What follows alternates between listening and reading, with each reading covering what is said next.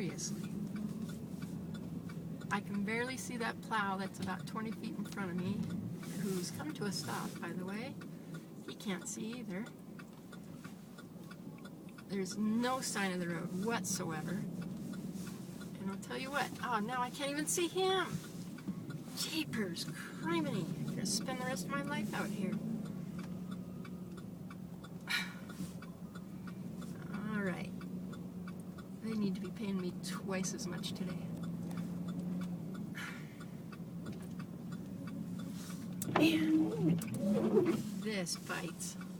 This is the worst I've seen it in 3 years of doing this. I actually don't even know where I'm at. And I have to come back in it. Yeah, he's stopped. He can't see. This kind of bites.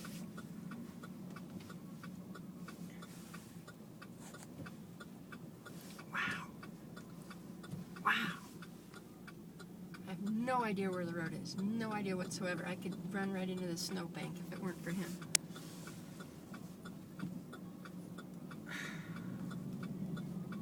I don't want to come back in this without him in front of me, because that's going to be really tough. I'll